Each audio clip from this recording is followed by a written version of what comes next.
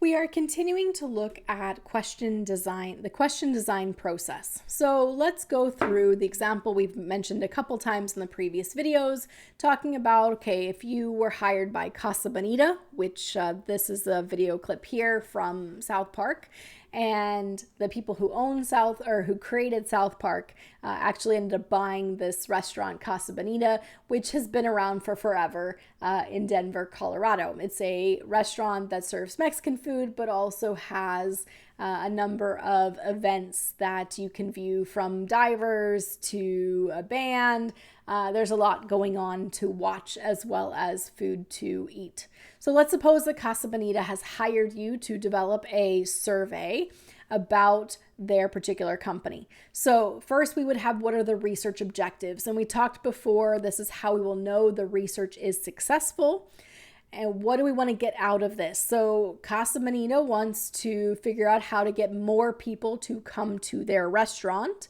And so they will know the survey is successful if it generates ideas for promoting the restaurant, and if it identifies areas to improve the food, the menu, and if it identifies areas to improve in terms of entertainment.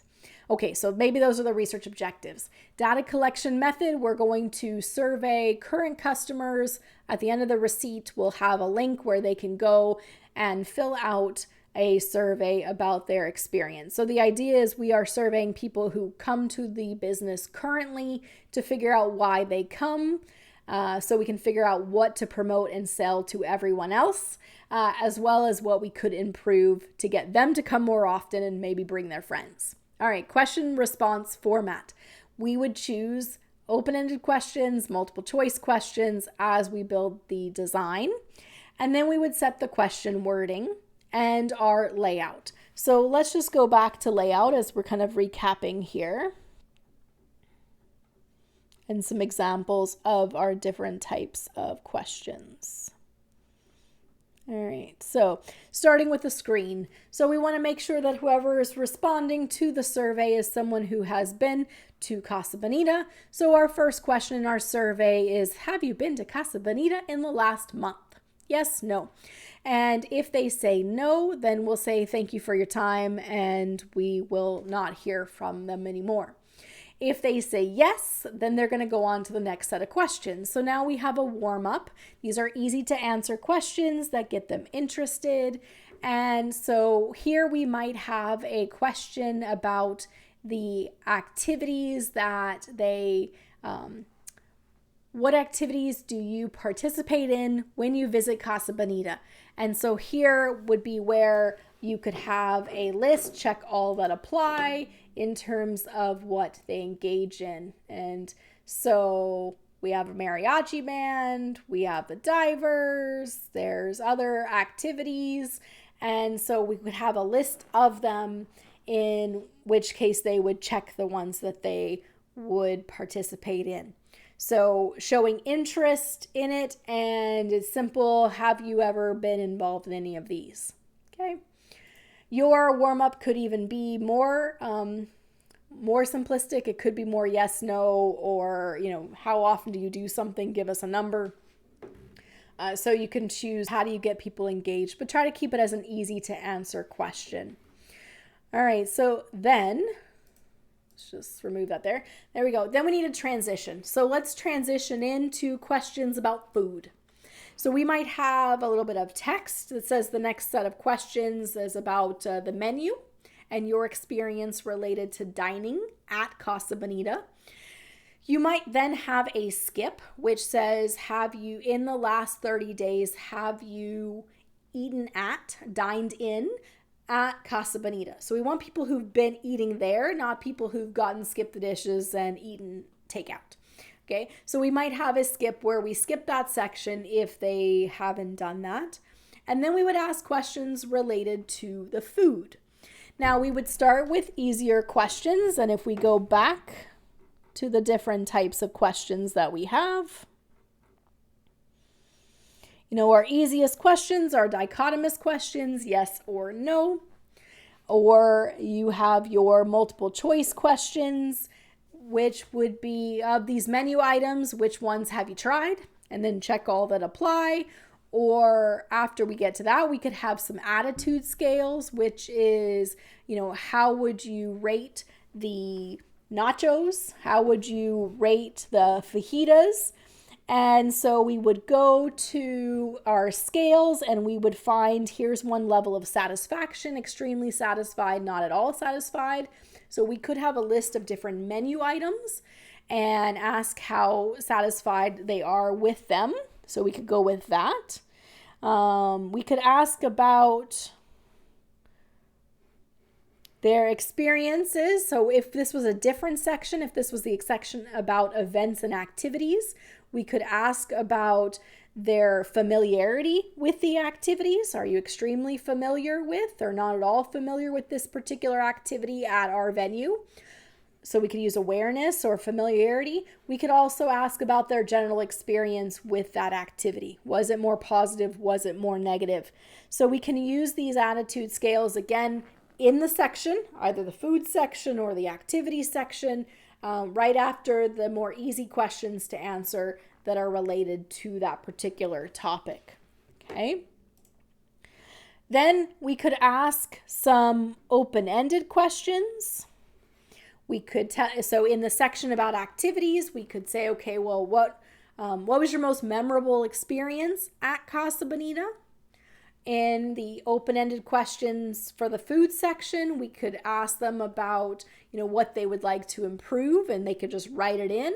Or we're brainstorming ideas about better food or other options. We're leaving it quite open to them to tell us how they would improve the menu or the food selection. So they can say they don't like a particular item on the menu, it's gross, or they could talk about how they really wished that Casa Bonita would add a particular item to the menu. So we leave it broad open for that idea generation.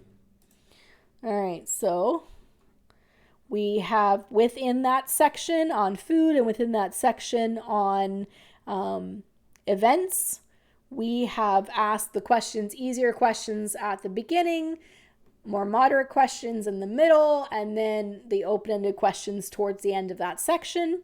And then in this case, we probably don't have a whole lot of sensitive questions. We are simply asking about food and activities in a public space. So really not asking about highly personal information. So we probably don't have that section at all. And then in terms of the demographic questions at the end, we might want to know how they heard about Casa Bonita. We might want to know what part of Denver they are from. So how far are they traveling to come see us? We might be asking about the size of the family. Do they have children, right? So the people who come to this restaurant, are they only coming because it's children's entertainment, or is this more an adult venue? So we would ask more demographic questions so that we could later determine that households with children, they like these events, and households without children like these events, and households with children like this type of food, and households without like this other type of food. So it helps us cater to the different clientele by using that demographic information to see if there's a difference in how people answered all the other questions. Okay. And of course, we would have an ending to our questionnaire that would thank them for their time. And the beginning of our questionnaire would, of course, cover the ethical considerations such as how long does the survey take, and who's collecting it, and what do we do with it. So now that we have generated this survey, now we need to evaluate it. Is every question that we ask necessary? So we would go through each question in that survey and look at, does it serve a purpose? Does it tie to the research objective? Remember, we were talking about how do we improve the food and the events at the venue. So those were the topics within. And then we would look at the other questions. Are they necessary? Well, your screens you need to determine whether or not the person should be answering the survey. And so are the skips, determine if they should be answering a section. We include the warm-up to get them engaged, but there should be some value added to that as well. And then we want to make sure that even with the demographic questions, that is something that we can do something about. So if we ask questions about like where they're from, in Denver, what area? That's because we can then gear our marketing, our promotional campaigns. Maybe we put a billboard up in that area, or provide certain incentives to different groups in those areas. Maybe we sponsor a little league team in that area because that's where our customer base is. So there should be a reason to ask those, even those demographic questions. They need to be things we can act on. So families with kids, families without kids, that's different markets who have different needs that we can target. We wouldn't ask a question necessarily like, I don't know. What would be not relevant?